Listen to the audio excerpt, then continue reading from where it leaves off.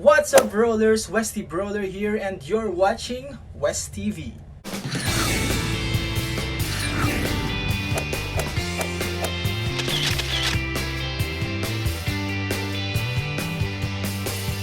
The long wait is finally over because ngayon I will be announcing the 3 lucky winners ng Fabango PH DIY Perfume Kit. Actually, we are really planning to extend yung giveaway na yan. Kaya lang baka maging unfair naman dun sa mga nauna nang sumali. So, nag-decide kami na mag-stick kami sa date kung kailan talaga dapat i-announce yung winners.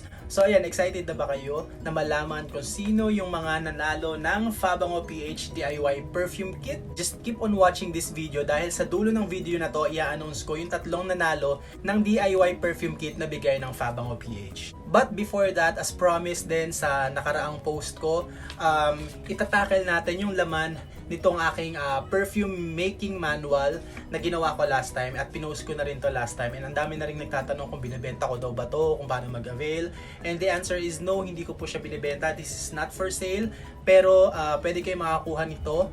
Mamaya sasabihin ko kung paano, and hindi pa kasi kami nakakagawa ng maraming copies, pero may mga nabigyan na rin ako. Siguro mga 2 na sila or 3 na silang nabigyan ko dahil nag-avail sila ng perfume raw material sa Percent Manila na worth almost 30,000. So they deserve to get this one dahil maramihan yung ginagawa nila. So laman nito yung mga bagong formulation sa paggawa ng perfume, ng diffusers, ng home spray, ganyan. And syempre sa tagal ko na nagagawa ng perfume, ang dami ko na ring ginagawang research about perfume making.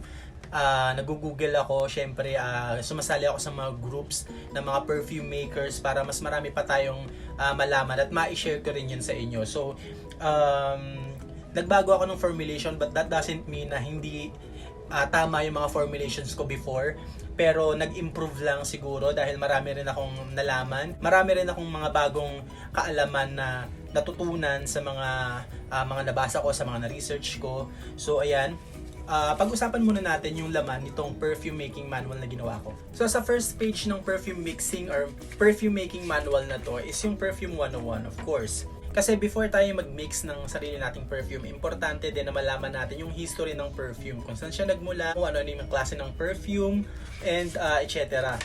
So ayan, yung word na perfume is nanggaling siya sa Latin word na perfumos or through smoke. So perfume is a mixture of fragrant essential oils or aroma compounds, fixatives and solvents used to give the human body, animals, food, objects, and living spaces an agreeable scent. Perfume types. Perfume types reflect the concentration of aromatic compounds in a solvent, which in fine fragrance is typically ethanol or a mix of water and ethanol.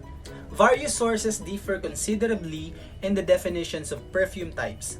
The intensity and longevity of a perfume is based on the concentration, intensity, and longevity of the aromatic compounds or perfume oils used. So dito na rin papasok yung mga sinasabi kong types of perfume, yung formulation nila. Syempre, mas mataas yung oil concentration, mas matagal yung amoy, or mas matagal naglalast yung amoy.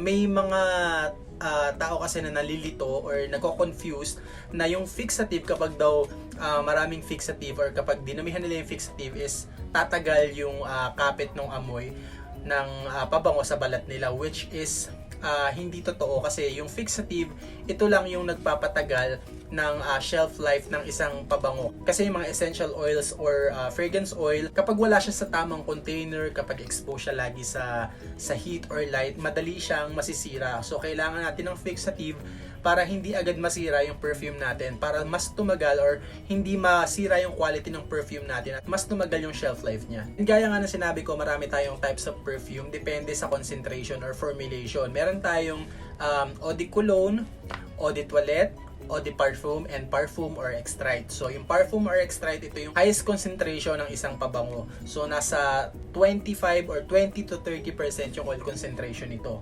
Solvent types. Solvent, so dito naman dinidilute yung mga fragrance oil. So ano-ano ba yung mga klase ng solvent na ginagamit sa paggawa ng pabango? Syempre, unang-una na dito is yung alcohol. And yung madalas at recommended na ginagamit na alcohol sa paggawa ng perfume is yung tinatawag natin na ethyl alcohol or yung ethanol.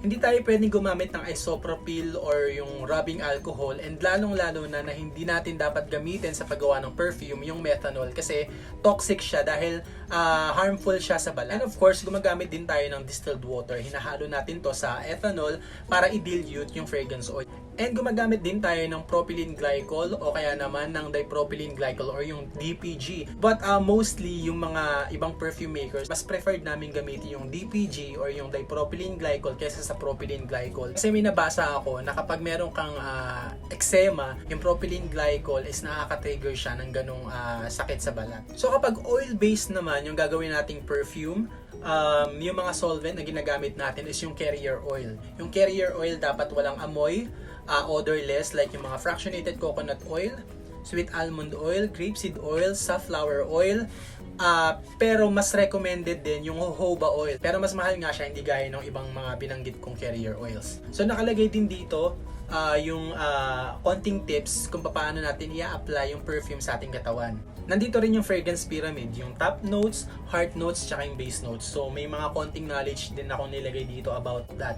Nandito din yung kaibahan ng fragrance oil sa essential oils and paano ginagawa yung essential oils. And nandito rin yung klase ng mga fixatives na ginagamit sa paggawa ng perfume. And marami tayong klase ng fixative na ginagamit like yung benzoin, labdanum, myrrh, olibanum, storax, tolu, balsam, ambergris, castoreum, musk, and civet.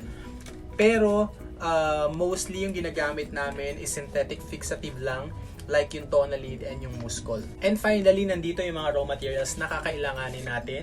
So nakalagay din dito. And yung pinakamahalaga is yung formulation. So nandito yung formulation sa paggawa ng eau de cologne, ng eau de toilette, ng eau de parfum, ng parfum. Meron din ditong rediffuser formulation. Meron din tayong formulation for car, room, home, and linen spray. And sa mga dulong pages ng manual na to, nandito naman, nag-add ako dito ng mga perfume quotes about fashion, about attraction, beauty, about love. So para ayan, meron tayong mabasa ng konti, di ba? So yeah, basically, yun lang yung laman ng perfume mixing manual na to. Pero kapag meron pa akong mga additional knowledge na nalaman, na research, or natutunan, gagawa ako ng bagong perfume making manual, siguro yung volume 2, and ilalagay ko doon yung mga bagong natutunan ko.